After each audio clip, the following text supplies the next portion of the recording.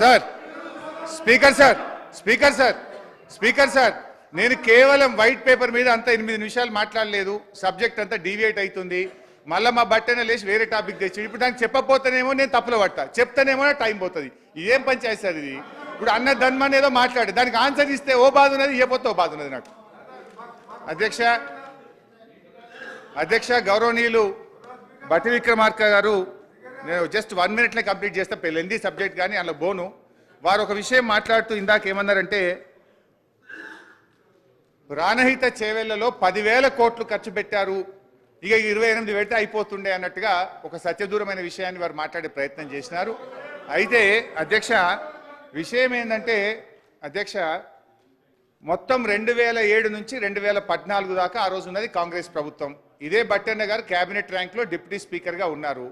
4 ఏళ్లలో పూర్తి చేస్తామన్న ప్రాజెక్టు 8 ఏళ్ళైనా కనీసం ఒక అనుమతి కూడా తేలేకపోయిందంటే అది మీ చేతగానితనము, తెలంగాణ పట్ల మీ నిర్లక్ష్యం కాదా? ఆ రోజు 8 ఏళ్లలో కనీసం మహారాష్ట్రతో అంతర్రాష్ట్ర ఒప్పందం చేయలేదు, సిడబ్ల్యూసీకే ఒక అనుమతి తీసుకురాలేదు. అది కూడా మా బట్టన్న గారు ఇంకో తప్పుడు విషయం ఏం చెప్పిందంటే 10,000 కోట్లు ఖర్చు పెట్టిందని చెప్పిండ్రు. వాస్తవంగా కాంగ్రెస్ ప్రభుత్వం దిగిపోయే నాటికి పెట్టిన ఖర్చు 6,116 కోట్లు. అందులో మొబిలైజేషన్ అడ్వాన్స్ల పేర్ల మీద ఇచ్చింది 2,328 కోట్లు అయితే ల్యాండ్ అక్విజిషన్ వర్క్స్ మీద పెట్టింది కేవలం 3,700 కోట్లు మాత్రమే. అంటే 8 ఏళ్లలో 4 ఏళ్లలో పూర్తి కావాల్సిన ప్రాణహిత చేవెళ్లకు 8 ఏళ్ల తర్వాత మీరు పెట్టిన ఖర్చు 3,788 కోట్లు. నిజంగా ఇట్లా ఇదే రకంగా ప్రాణహిత జరిగితే మీ మునిమనుమలు చూస్తారు ఈ పనిని. అప్పటికి ప్రాజెక్ట్ కాస్ట్ ఎంత పెరుగుతుండనో ఒక్కసారి ఆలోచించండి అధ్యక్ష. అయితే ఇంకో విషయం కాకు కూడా చెప్తాను, అన్ననార మొత్తం ఉందే వరి కాకుండా నాకు టైం ఏమి దండం పెట్టా, every question I will answer. అయితే అధ్యక్ష బట్టన్న గారు ఇంకో మాట అన్నారు, మొబిలైజేషన్ అడ్వాన్స్ ఎవరి జేబుల్లోకి పోయిందని. వాస్తవంగా జరిగింది ఏంటంటే అధ్యక్ష టెండర్ కండిషన్స్లో ఆ రోజు 0.5% ఉంటే టెండర్లు అయిపోయిన తర్వాత దాన్ని 3.5%కు పెంచి మొబిలైజేషన్ అడ్వాన్స్ ఇవ్వడాన్ని కాగు కూడా గతంలో తప్పుపట్టిన విషయాన్ని మీ ద్వారా వారి దృష్టికి తీసుకొస్తా ఉన్నా అధ్యక్ష.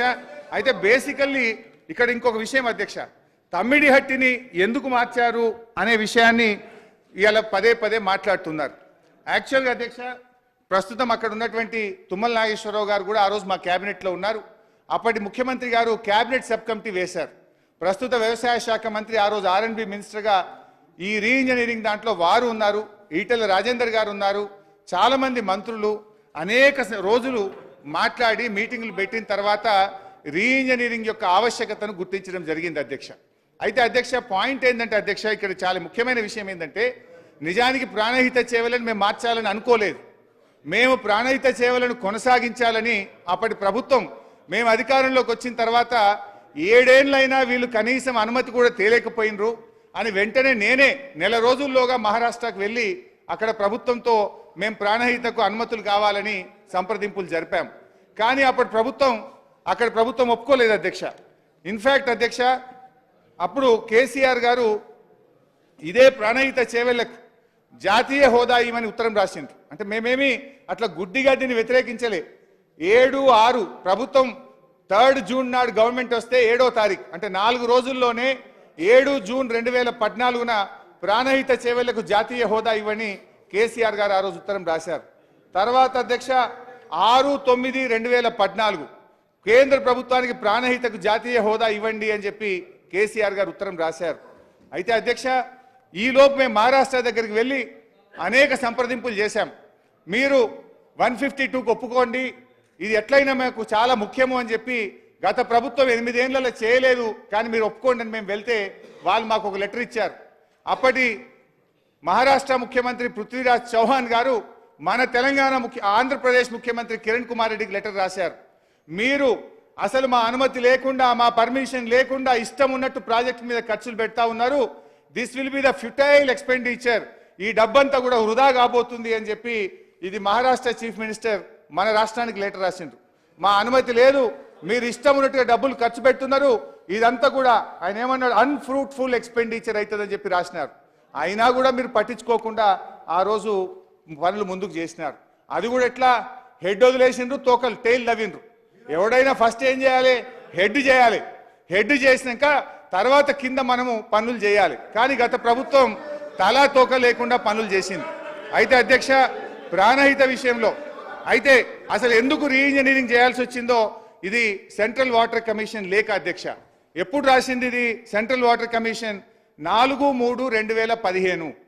As such, the availability of surplus from upstream states as estimated at barrage site may not be reliability available in future. The project are advised to review the quantum of divertible flows from Pranahita barrage site considering the overall availability at the location, requirement of environment flows, capacity of pumping, storage, barrage, en route and command area storage, etc. అయితే ఈ రకంగా అక్కడ నీళ్ళే లేవు. అధ్యక్ష, గౌరవ సభ్యులు హరీష్ రావు గారు ఉమ్మడి ఆంధ్రప్రదేశ్ గురించి ఇంత డీటెయిల్గా మాట్లాడుతున్నారు. మనం తెలంగాణ రాష్ట్రం ఏర్పడింది, ఉమ్మడి ఆంధ్రప్రదేశ్లో నీటి వాటాల్లో ప్రాజెక్టులో న్యాయం జరుగుతలేనే కాంగ్రెస్ పార్టీ, కాంగ్రెస్ ప్రభుత్వం తెలంగాణ ఇచ్చింది. ఈరోజు వైట్ పేపర్ కానీ మన discussion, short discussion on irrigation sector in Telangana is not short discussion on irrigation in Andhra Pradesh.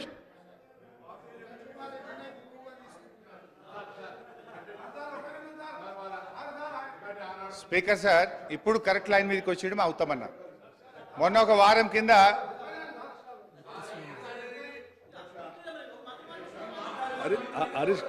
అధ్యక్ష హరీష్ రావు గారు కాదు, మీరు ఒక్క పర్మిషన్ కూడా తీసుకొని రాలేకపోయారు. ప్రాణేత చేవెళ్ళ గురించి అసలు మీరు ఏమి తోక మొదలు పెట్టారు, తల మొదలు పెట్టలేరు అని చెప్తా ఉన్నారు. అదే నేను వారికి ఒక విషయం గుర్తు చేస్తున్నాను. అప్పుడు కూడా నేను అక్కడ అపోజిషన్ లీడర్గా ఉన్నప్పుడు మాట్లాడింది. మహారాష్ట్ర ముఖ్యమంత్రి మనకు లేఖ ఏం రాశాడు? మీరు 152 మీటర్స్తో డిజైన్ చేసుకొని ప్లాన్ చేసుకొని ప్రాణేత చేవెళ్ళ ప్రాజెక్ట్ కడతా ఉన్నారు. మాకు అబ్జెక్షన్స్ ఉన్నాయి, మేము క్లియరెన్స్ ఇవ్వలేదు, మీరు కట్టబాహండి అని రాశాడని ఆయనే అఫీషియల్గా లేఖ చూపిస్తున్నారు. అంటే ఆనాటి కాంగ్రెస్ ప్రభుత్వం తుమ్మడిహట్టి దగ్గర 152 మీటర్స్ హైట్లో కట్టాలని ఆలోచన చేసి డిజైన్ చేసి ముందుకు పోకపోతే మహారాష్ట్ర ముఖ్యమంత్రి ఆ లేఖ అయితే రాయడం